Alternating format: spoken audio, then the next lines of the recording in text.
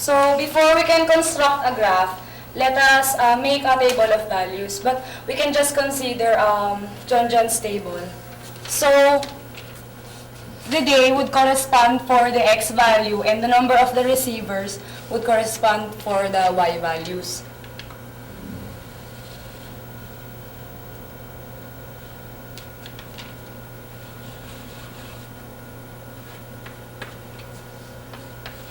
But since we have quite large amount of value for the Y, let us just scale the Y-axis by 10.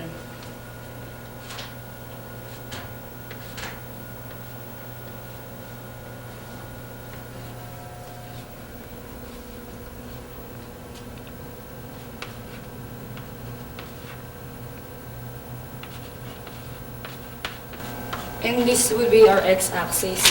So for day 0, which is Monday, there is only one receiver.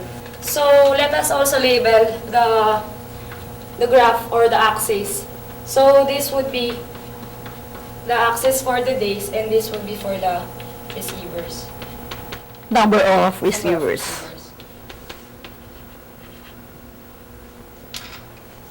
So for day 0, which is Monday, there is only one receiver. So let us put our point here, a little above the x-axis. Then for day 1, which is Tuesday, there are 3 receivers.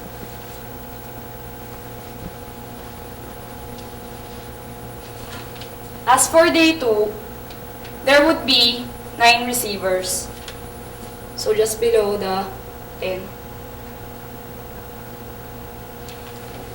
For day 3, there are 27 receivers.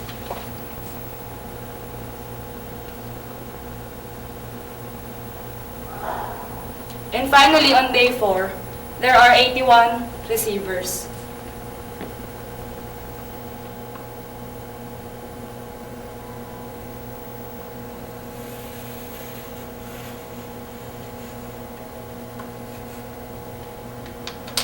Okay, let's look at the graph drawn by Samantha. Do you have any comments regarding the graph?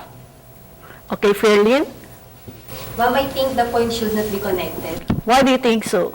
Since the data given were discrete. Okay, very good. Will you kindly make the necessary corrections here?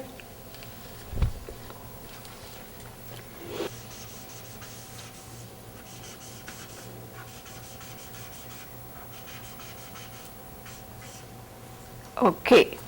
So since the data is discrete, you will simply have these points here. Okay? Now, why is it that you place on your x-axis day and on your y-axis the number of receivers? Okay, Mary Joy? Because the number of receiver depends upon the corresponding day. Okay, very good. So you have to place day for your x and then y for the number of receivers. Now, supposing I'm interested in the trend, what should I do? Lyndon? I think it should be a broken line because the data given is a discrete. Okay, will you kindly do that? The trend of this graph is as x increases, the y increases rapidly. Okay, so you can see that, right? So as x increases, the value of y increases rapidly. Now, supposing there's no context, okay, we'll get out of the context, and then we're going to have now y is equal to, okay, if you look at the table, you can present that by y is equal to 3x. So if there's no context, can we connect those points using a solid line? Yes. So will you kindly do that, Stephanie?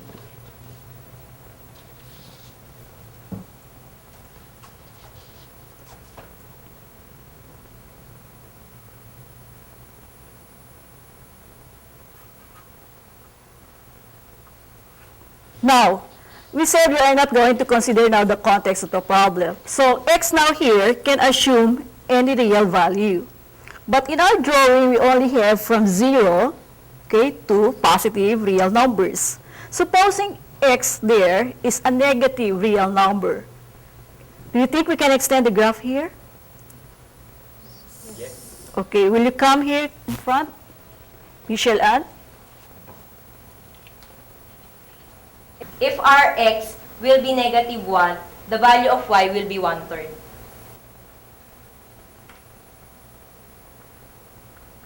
Negative 1 should be here. Negative 1. Okay, so where's negative 1, 1/3?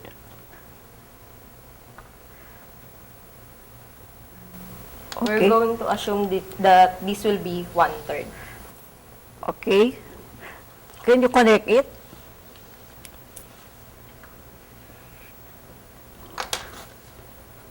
Now, supposing x is greater than 4, what will happen to the graph? Can we extend the graph and make use of an arrow? Yes. Okay, so we can do this. How about here?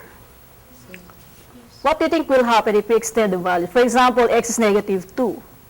What do you think will happen? If it's negative 2, the value will become 1/9. But will the graph cross the x-axis? No. Why do you think that the graph won't cross the x-axis? Mary Grace? Because there will be no value of x that will make y 0. Are you sure? Yes. Okay, so think of a number here that will make your y 0. You can think of a number, okay? Now, if you like to prove whether there's really no number, you can make use of your logarithms to verify or to prove that there's no value of x that will make your y equal to 0. So we can call this now the graph of y is equal to 3 to the x. Now, supposing I'm going to multiply this by 2, okay? So, y is equal to 2 times 3 to the x. What do you think will happen to the graph? If I have a number here, okay, I'm going to multiply 3 to the x by 2. Yes, Jerick? Ma'am, our graph will become steeper Why do you think it becomes steeper? because the values of y will double. Okay, because of the multiplier 2, so the values of y there will become double. Okay, so it becomes steeper. Supposing I have y is equal to 2 to the x. Okay? Now, what do you think would be the graph of y is equal to 2 to the x? Dablin?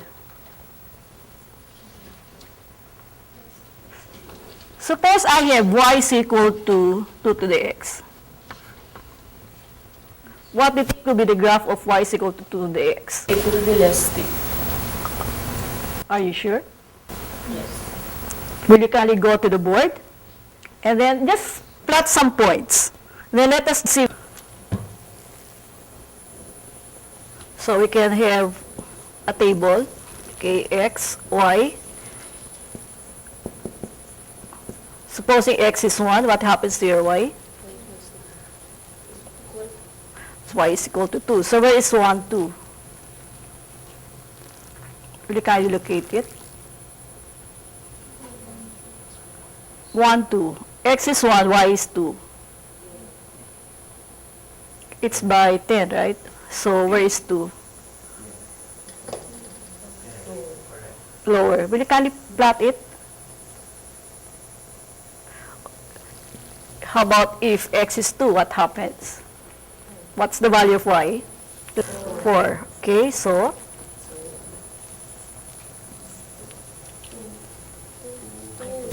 2, 4.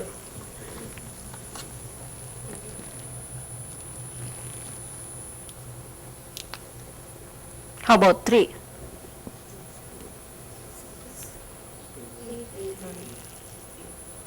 It is 8. Okay. Then let's have 4. 4 becomes what? 16. Okay.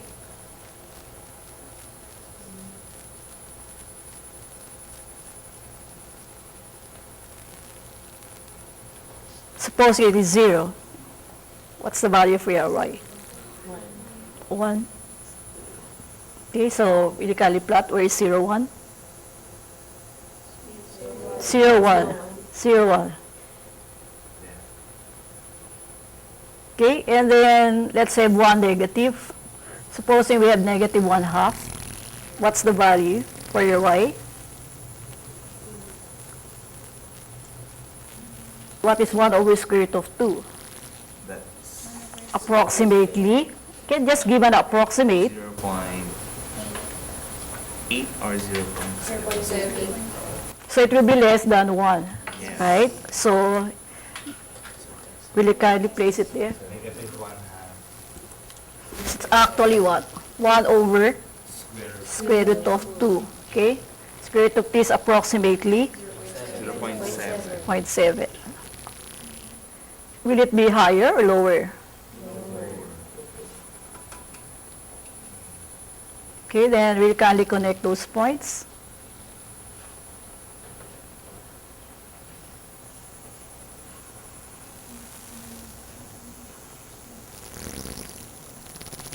It's as if it crosses the x-axis, but in reality, it doesn't cross the x-axis.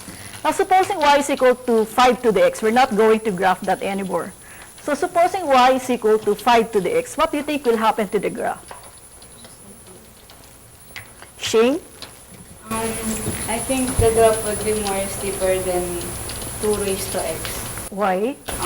Because the it will be 5 is is bigger than 2. Okay, but will it be steeper? You said it is steeper than y is equal to 2 to the x. How about with this one here? Y is equal to 3 to the x. Which one will be steeper? Y is equal to 5 to the x or y is equal to 3 to the x? More steeper than 3 to the x. Okay, so it will be steeper. Do you think so? Why? Because if you have 1, you have what? Will you kindly cut some points? Just a few points, and then let's see whether it is really steeper. If we assign the value of x as equals to 1, so we now have the value of 5. So it should be lower. Okay, so you can assign a 5. Just plot some points. Okay. This is 10, so this should be 5 here. This is 10, so that is 5. Okay, and then, If we assign the value of x as 2, okay, we can now have the value of y as 25. okay.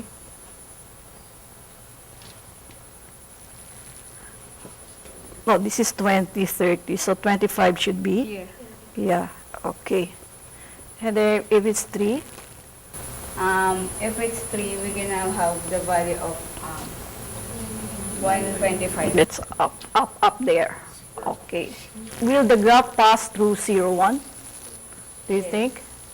Okay, so just graph it.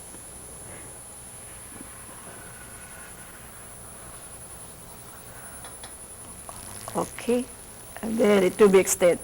It should pass here, right? It should pass through. Okay, now try to look at the, okay, thank you. So let's look at the graphs here. Do you observe something? Okay, Samantha.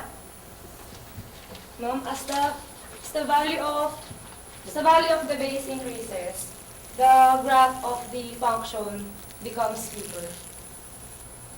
How about if the a value becomes 1? Suppose we have here 1. If the value of a or the base would become 1, I think the graph of it would become steeper. Because anyway, if 1 is raised to any number, it would still be equal to 1. So your generalization, maybe you can improve on it. Okay? So what did you say a while ago? As the base increases, what happens to the graph? As long as your base should be what? Okay, because if you have 1, we draw this. So if that will becomes now y is equal to 1. Okay? Can the value of your a, if assuming that the base we're going to present as a is negative, can it assume negative value? What do you think? So we can have here y is equal to a to the x. Okay? And we said a should be greater than 1. Should that be equal to 1, right? Now, my question is, can a be negative?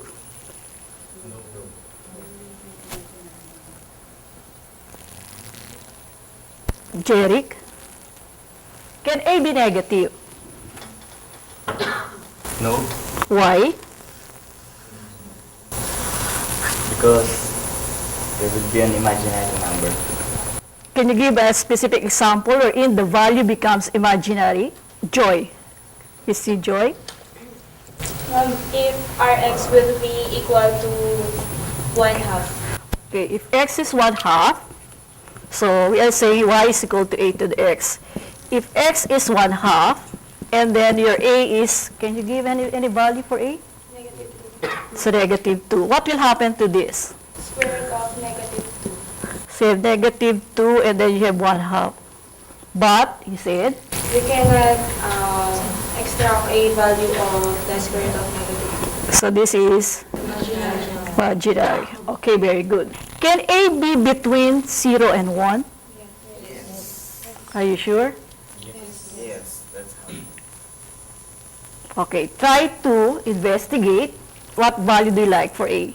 1/2. Okay, let's try 1/2. And then, will you graph y is equal to 1/2 to the x. Okay? We'll try to do that. Will you kindly use your transparencies, work in pairs, okay? And then you will share to us the graph of y is equal to 1/2 to the x. Can somebody also graph y is equal to 1/5 to the x? Okay, we'll try to investigate. How about if you have 1/3 na lang, 1/3 to the x? What do you think will be the graph? Okay? So probably the front rows, you try y is equal to 1/2 to the x. The middle one, you try y is equal to 1/3 to the x. What do you like? How about the last row? What do you like? Y is equal to? What do you like to explore? 1/4. Okay. 1/4 raised to the x. Okay? Let's have an agreement, okay? The scale that we're going to use. So we can see the comparison later. Are we going to follow the same scale on the x? It's a big large. So what do you want? 1. We should have an agreement, okay? Because we're going to compare the three graphs. So can we have 0, 1, 2, 3, 4? Yes, right. Okay, try that. All of you should have a scale from 0, 1, 2, 3, 4, and so on. Then we're going to compare.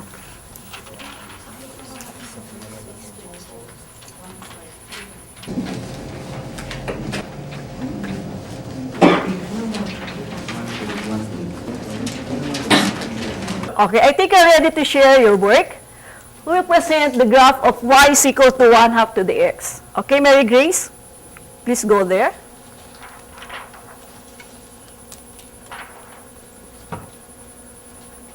This is the graph of y is equal to 1/2 raised to x. As you can see, as the value of x increases, the value of y decreases. And this graph doesn't cross the x-axis. Why? Because there is no value of x that will make the y 0. Okay, very good. Okay? How about the next group? The graph of y is equal to 1/3 to the x. Marion. This is the graph of 1/3 raised to x. As you can see in the graph, as the value of x increases, the value of y decreases. Compared to the graph of y is equal to 1/2 raised to x, the graph is much steeper. Where do the two graphs intersect? The graph intersect at point 0, 1. Okay? Okay, how about the last group? Y is equal to 1/4 raised to x. So same thing as the two previous graphs. X bar is inversely as y, and then again it is asymptotic to the x-axis. So y can never be 0 as the two previous graphs. The only thing is that it is much steeper than the other two. Okay. So, what can you say about the base if you're going to compare them? If a is between 0 and 1, Okay. then the smaller the value of a, Okay. the much steeper the graph of the function is. Okay, very good. So let's summarize what we did. So all those cases are what we call exponential functions represented by y is equal to k, a to the x. Okay? Now, what are the cases that we encountered here? Okay, Jonas? The first case we encountered was A is greater than 1. Here, the trend is as x increases, y also increases. And the steepness is as A gets goes to positive infinity or gets larger, the steepness gets the graph will be more steep based on these graphs. Then another case is that if a must not be equal to 1, since a while ago it was said the function will be constant. And then another case is a must not be less than or equal to 0, since for some values of x, the value of y will be imaginary. Next, if we have the case 0 is less than a is less than 1, there is a different correspondence, because if x increases, y then decreases. Another thing, if a goes to as a goes to 1, it will be less steeper, meaning the other concept, if a goes to 0, the graph gets steeper. Okay, Jonas mentioned all of the cases that we have encountered, so we can consolidate this. So we said a can be greater than 1, and a can be between 0 and 1. So meaning a can be greater than 0, provided a should not be equal to 1. Okay?